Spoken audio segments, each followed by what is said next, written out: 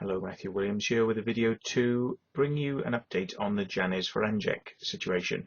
Well, it appears, finally, several days after we've been asking the question about who Janez is and whether or not he was a real person, after he refused point blank via email and posts on Facebook, after he refused to come on Skype face to face so that I could see that he was a real person, not just a face on a screen that could be anybody and could be somebody else writing behind a keyboard. Those requests were denied. So we came to a conclusion, as you've probably all heard, that there was obviously a suspicious reason why somebody wouldn't want to come forward, and we assumed the worst, that this was probably because this person was hiding behind another person's identity.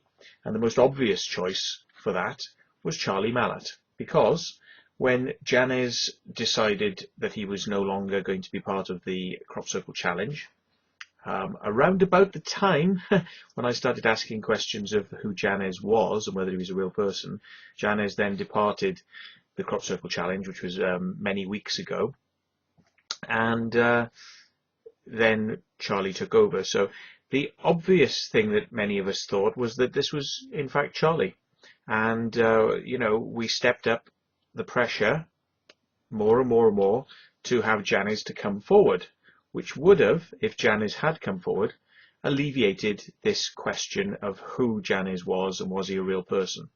But the choice was made by Janez and Charles to avoid this issue, to totally avoid the issue, not to deal with it head on, and not to speak to any of us, myself included. And this meant that we were really left with no other possibility but to think the worst of the situation. And we had fully come to the conclusions that we were in fact dealing with Charles Mallett, or somebody who at least didn't want to be revealed. And what other option was there for us to put statements out there to this effect? It seemed like there was an attempt to hide from the questions that were being asked. So eventually I said to myself, and I put a statement out saying, well, is there any chance that, considering Mr. Farangic apparently has an interest in crop circles, that he has been to the UK, has photographs of himself around crop circle people, anything of that nature, which would, go some way to kind of proving to us that Mr. Farangic is part of this crop circle challenge. And finally, today, on Monday, this is several days after the statements have been put out, finally, Mr. Farangic, or somebody, has pointed out a video where Mr. Farangic is in a television studio with a crop circle researcher. I think we're looking at somebody who's skeptical, and a presenter on a channel called HRT1. And Mr. Farangic is clearly visible. I think his facial details are close enough, even though it looks like in his Facebook picture there's definitely a different look going on. So I don't know whether or not he'd lost some weight for his Facebook picture. His face looked a little bit rounder in the pictures of him in the television studio. But I have to admit, the name is there, the face is there. Even though he looks different, it is quite clearly the same person. So, without any doubt, I can see that Mr. Farangic has been part of a television documentary to do with crop circles. And because he has been involved on that level with the crop circle subject, it seems likely that he may be the type of person who would be involved with some sort of challenge, crop circle challenge, because he has a history within the subject. So, as I promised that I would do, and I am doing now, I'm going to apologise for making the statement that I believe that Mr. Farangic was not a real person. And I unreservedly apologise for making that statement. But I would say that it would have been a lot easier if Mr. Faranjek, when the questions were being asked about his nature as being a crop circle researcher or a real person, if he had just cooperated a little bit more.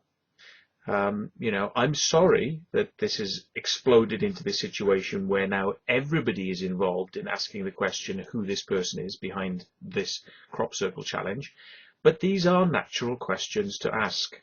I think that it is only fair that somebody wants to know who is behind this endeavour, and to make sure that the contracts are real, the solicitors are real, the money is in the bank, and that people will be treated fairly.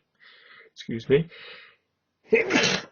Oh, God, that's the snuff. So I think it's a fair thing to ask, is that people get some sort of confirmation that these things are all in place. And so now we have to see what other questions we can ask about this crop circle challenge, and whether or not there was in fact the money there, and who are the other parties involved. I mean, there were rumours about Sarah Miles being involved, but you know, I believe we have yet to see it confirmed that she was in fact the person or one of the persons putting up the money for this project. These are questions that we will be asking, and I hope that now that I have done what I said I would do and apologised, that Mr. Faranjek will be a little bit more civil, a little bit more respectful of the fact that people who are in all honesty circle makers have been trying to get close enough to him to be part of this project, but feel that, you know, through misgivings they have, that this has a flaw, that this project is flawed. If you can make the extra effort to answer some of the questions and try and be realistic, even perhaps answer them face to face, do a video on Skype, you know, do a video on Skype and maybe answer some of these questions, and it would go a hell of a long way. It would go a great distance towards making people believe you, perhaps, you know, warming to your position. But seriously, the attacking on the Crop Circle Challenge page, like attracts like, you know, one thing leads to another, and I think that these things have to be metered from now on. And if people ask serious questions, they shouldn't just be flipped off with sarcastic comments and made to feel like they're being attacked or made to look stupid. And if Mr. Faranjek can bear that in mind, along with Mr. Mallet, then perhaps we can ask some questions that might bring us closer to some understanding about this. But for now, as I said, unreserved apologies. Unreserved apologies. So you can edit that now into a video which makes me say, say this unreservedly, that Mr. Faranjek is a real person, and that Charlie Mallet may not be the person we thought was posting on Facebook. But then again, we still have no facial videos like Mr. Mallet has put up on the site to actually put a name to the face to know that we are dealing with Janez on the site. That is a little bit awkward for people to come to terms with.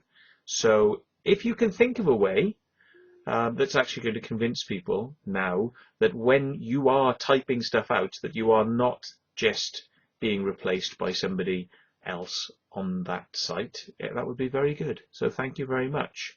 Finally, Mr. Janez.